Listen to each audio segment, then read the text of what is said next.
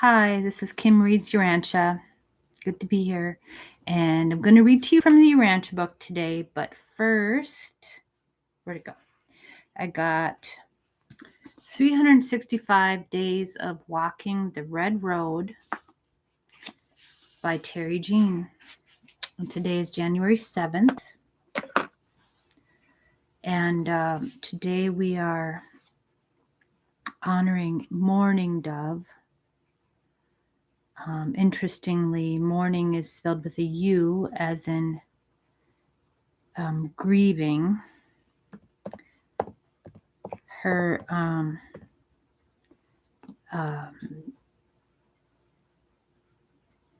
modified name, or her non-native name, is Christine Quintasket. And she is from the Salish tribe. Salish people live around the Puget Sound area in northwestern Washington, British Columbia. And she lived from 1888 to 1936.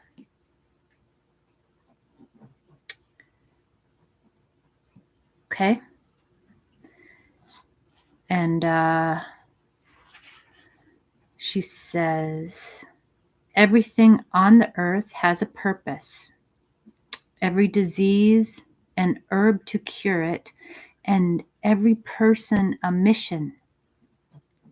This is the Indian theory of existence. Mourning Dove, Christine Quintasket, Salish, 1888 to 1936. I just think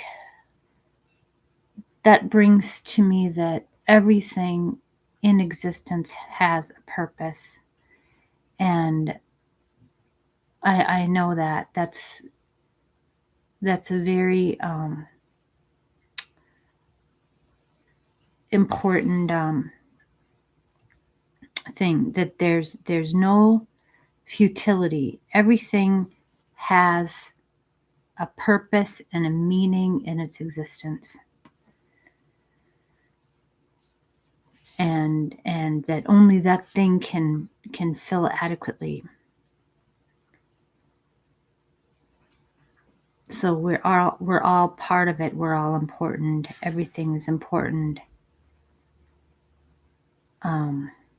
Instead of the Western way is to sort out the things that are not important somehow, and the things or the people that are important. And that just seems to me like such hubris now, such nonsense. Everything, every deed, every word, every blood cell in your body is important and needs to be treated with respect, with given dignity. Okay, also, did you know Alaska is a native word that means the great country or the great land, and that's derived from an Aleut word. I looked that up. So, okay, Aleut people are, of course, native to the shores of Alaska. Okay, so that's wonderful. Thank you. Thank you, Mourning Dove, for your contribution to us today. And now we're going to read from the Urantia book. And today I've got a very interesting section here. We're on paper 32, section 3, the Evolutionary Idea. Okay, I like to talk about ideas. Okay. The only creation that is perfectly settled is Havona, the central universe, which was made directly by the thought of the universal Father and the Word of the eternal Son. Havona is an existential perfect and replete universe, surrounding the home of the eternal deities, the center of all things. Creations of the 7 super universes are finite, evolutionary, and consistently progressive. So heaven is the only thing that's different, that it's perfect, existential. But it's interesting that even so, there's still interesting things happening there, which I tried to equate that, but I'm getting used to that idea. Okay. Just because something is perfect doesn't mean that it's inert. Okay. The physical systems of time and space are all evolutionary in origin. They are not physically stabilized until they are swung into the settled circuits of their super universes. Neither is a local universe settled in light and life until its physical possibilities of expansion and development have been exhausted, and until the spiritual status of all its inhabited worlds has been forever settled and stabilized. Okay? Except in the central universe, perfection is a progressive attainment. In the central creation, we have a pattern of perfection, but all other realms must attain that perfection by the methods established for the advancement of those particular worlds or universes. Okay?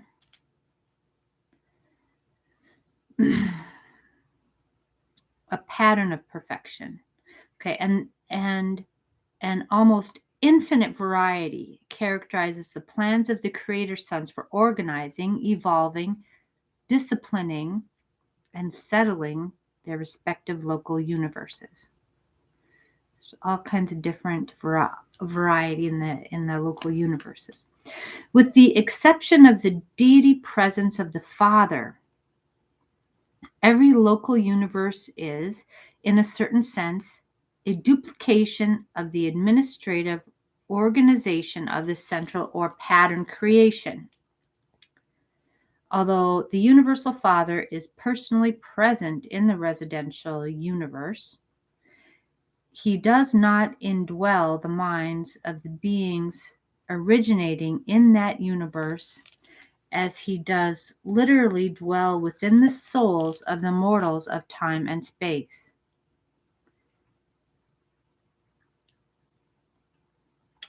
Okay. Okay, so every local universe is kind of like a reflection of the perfection of the central universe. That makes sense. Okay. Okay, the first universal Father is present in the residential universe, meaning Havona, right? He's present there, but he doesn't indwell the minds or the souls of the people there. Okay, there seems to be an all-wise compensation in the adjustment and regulation of the spiritual affairs of the far-flung creation. In the central universe, the Father is personally present as such, but absent in the minds of the children of that Father, of that perfect creation, right? In the central universe, the Father is personally present as such, but absent in the minds of the children of that perfect creation. In the universes of space, the Father is absent in person, being represented by his sovereign sons, while he is intimately present in the minds of his mortal children, being spiritually represented by the pre-personal presence of the mystery monitors that reside in the minds of these will creatures. On the headquarters of a local universe, there reside all those creator and creative personalities who represent self-contained authority and administrative autonomy, except the personal presence of the Universal Father. In the local universe, there are to be found something of everyone and someone of almost every class of intelligent beings existing in the central universe, except the Universal Father. Except that He's present in our minds as our thought adjusters. Although the Universal Father is not personally present in a local universe, He is personally represented by its Creator Son, sometime vicegerent of God and subsequently supreme and sovereign ruler in His own right. Okay, that all makes sense. Excuse me. The farther down the scale of time of life we go, the more difficult it becomes to locate with the eye of faith the invisible Father. The lower creatures and sometimes even the higher personalities find it difficult always to envisage the Universal Father in His Creator Sons. The lower creatures and sometimes even higher personalities. So it's difficult for them. That's not just me then. But our Creator Son is supposed to be an image of the Father. Sort of. That is a hard thing for me to put together, though, because to me they seem separate. Well, that's probably because I'm kind of new to Christianity. I've been Taoist, for so long. Okay, and so, pending the time of their spiritual exaltation, when perfection of development will enable them to see God in person, they grow weary in progression, entertain spiritual doubt, stumble into confusion, and thus isolate themselves from the progressive spiritual aims of their time and universe. In this way, they lose the ability to see the Father when beholding the Creator Son. The surest safeguard for the creature throughout the long struggle to attain the Father during this time when inherent conditions make such attainment impossible is tenaciously to hold on to the truth fact of the Father's presence in His sons. Literally and figuratively, spiritually and personally, the Father and the sons are one. It is a fact. He who has seen a Creator Son has seen the Father. Okay, I'm just going with it. Okay, and that'll come clearer to me if I just don't fight it, whatever.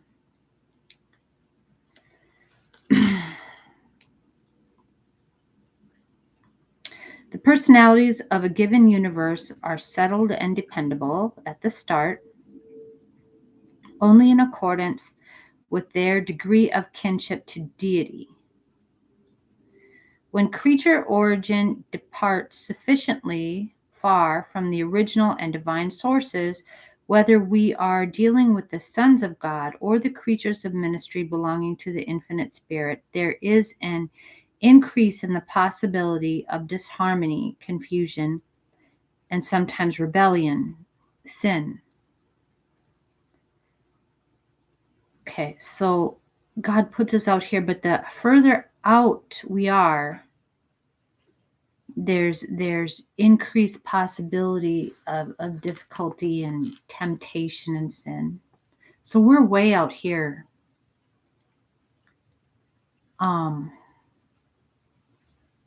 Okay.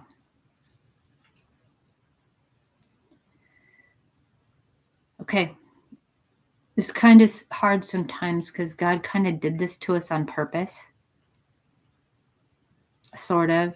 But I mean, I got to go back to that, it's all part of that plan that we have choice. And God is experiencing the discovery of Himself through us. And this is what makes that possible. And this is a unusual planet and all these things. Okay. Expecting perfect beings of deity origin. No.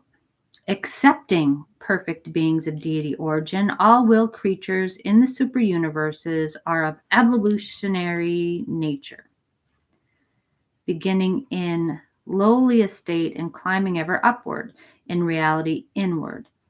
Even highly spiritual personalities continue to ascend the scale of life by progressive translations from life to life and from sphere to sphere.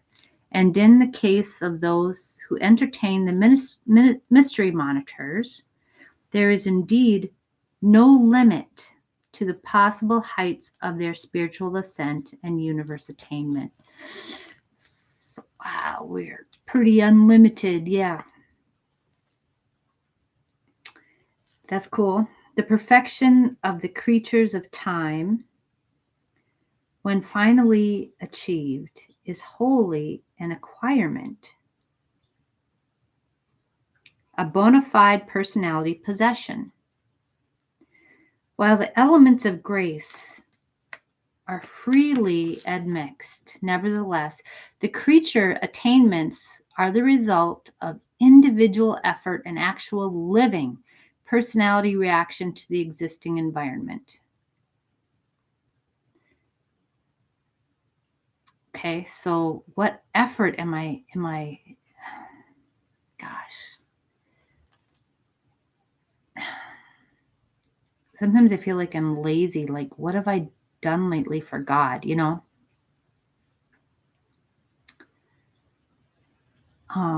But I don't know. But then you hear all this other stuff is you're not supposed to have to do anything. You have to kind of let that happen. And that's kind of Eastern. The Eastern way is to just let things just happen naturally. But then sometimes you have to do something. You're called to a purpose and you have to try. Okay. Personality reaction to the existing environment. Okay. The fact of animal evolutionary origin does not attach stigma to any personality in the sight of the universe, as that is the exclusive method of producing one of the two basic types of finite intelligent will creatures. Okay, so there's two types. Those who know God and those who don't, I think. When the heights of perfection and eternity are attained, all the more honor to those who began at the bottom and joyfully climbed the ladder of life round by round, and who, when they do reach the heights of glory, will have gained a personal experience which embodies an actual knowledge of every phase of life from the bottom to the top. In all this is shown the wisdom of the creators. It would be just as easy for the Universal Father to make all mortals perfect beings, to impart perfection by his divine word. But that would deprive them of the wonderful experience of the adventure and training associated with the long and gradual inward climb. An experience to be had only by those who are so fortunate as to begin at the very bottom of living existence. So yeah, so it's so fortunate for us that we're so lowly and pathetic, right? But that's really, I mean, we have a more interesting ride to the top and more experience to be gained and more esteem when we get there. So just stay with it, friends. It's can be scary, but it's wonderful, really. In the universes encircling Havona, there are provided only a sufficient number of perfect creatures to meet the need for pattern teacher guides for those who are ascending the evolutionary scale of life. You know what? I think I skipped the paragraph. No, I didn't. Right. No, I didn't. Evolutionary scale of life. The experiential nature of the evolutionary type of personality is the natural cosmic complement of the ever perfect natures of the Paradise Havona creatures.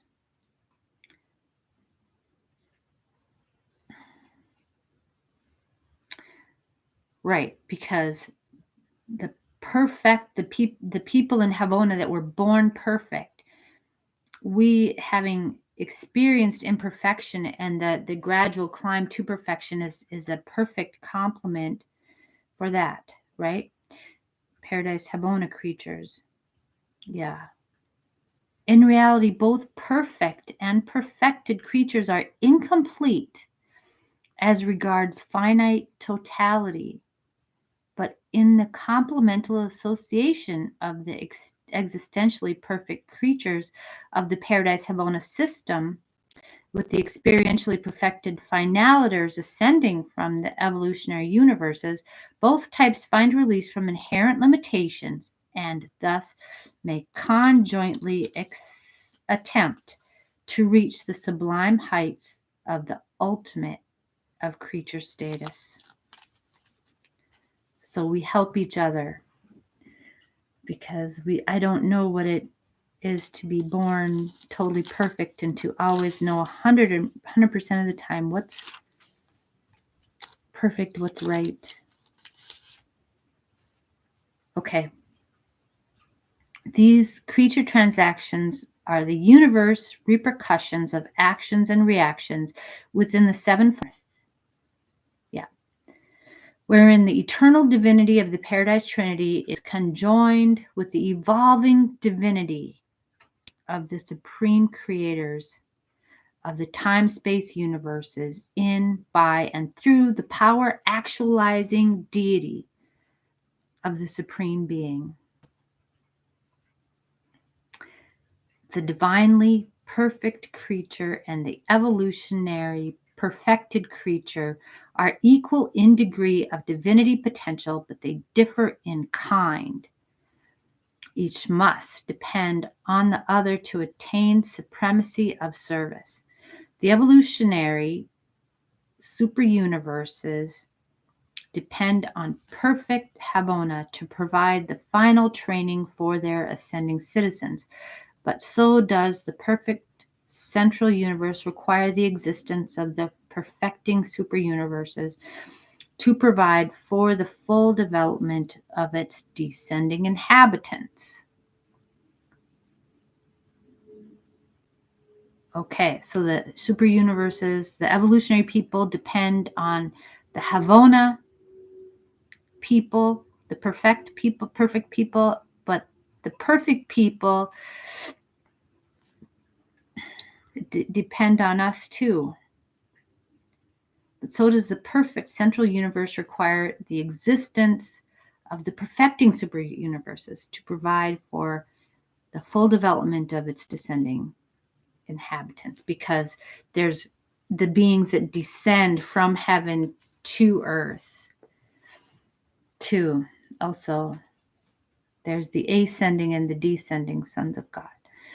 The two prime manifestations of finite reality, innate perfection and evolved perfection, be they personalities or universes, are coordinate, dependent, and integrated.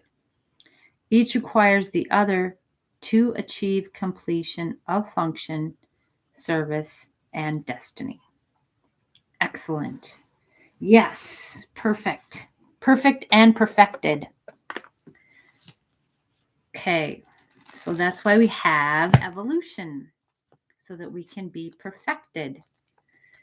All right. Thank you very much for listening. Have a really good day. Bye.